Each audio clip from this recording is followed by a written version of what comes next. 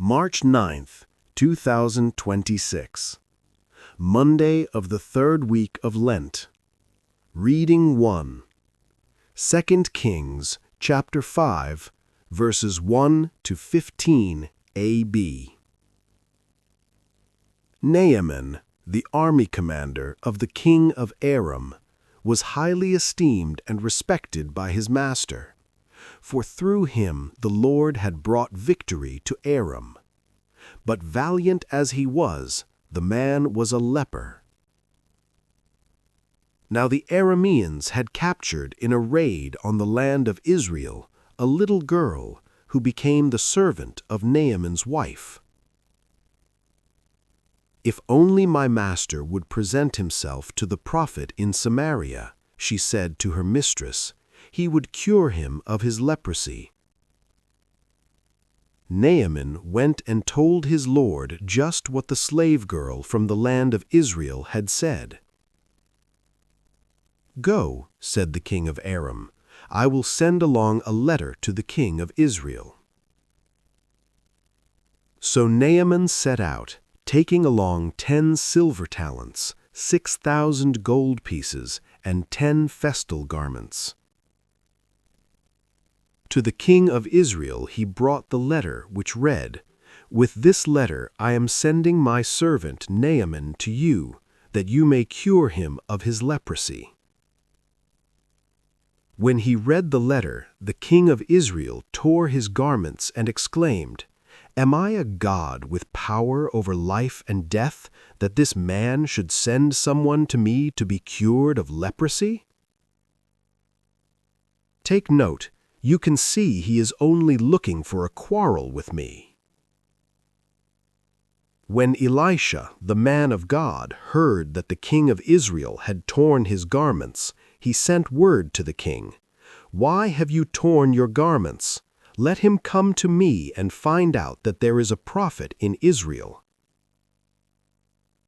Naaman came with his horses and chariots and stopped at the door of Elisha's house.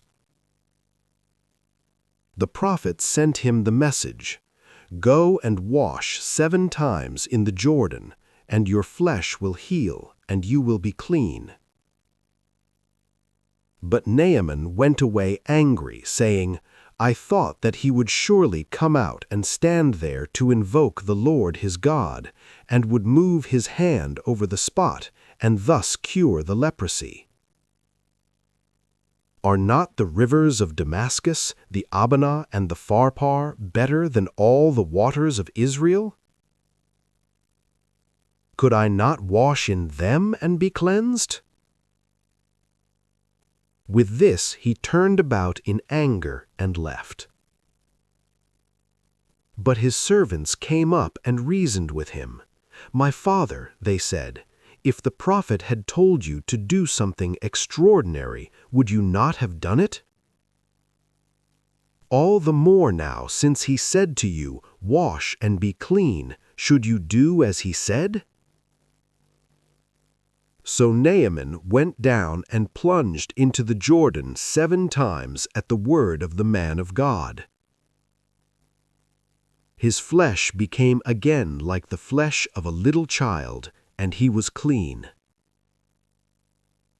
He returned with his whole retinue to the man of God. On his arrival he stood before him and said, "Now I know that there is no God in all the earth except in Israel."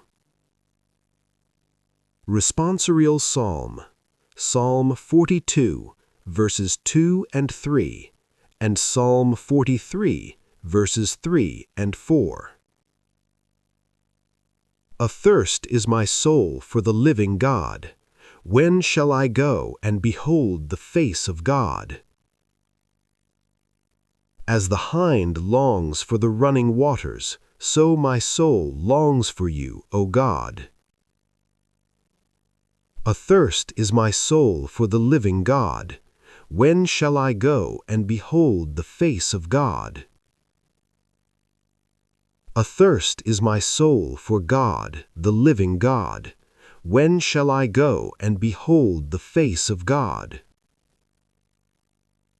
Athirst is my soul for the living God. When shall I go and behold the face of God? Send forth your light and your fidelity. They shall lead me on, and bring me to your holy mountain, to your dwelling place. Athirst is my soul for the living God.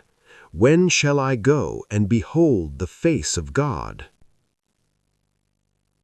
Then will I go in to the altar of God, the God of my gladness and joy. Then will I give you thanks upon the harp, O God, my God. Athirst is my soul for the living God. When shall I go and behold the face of God?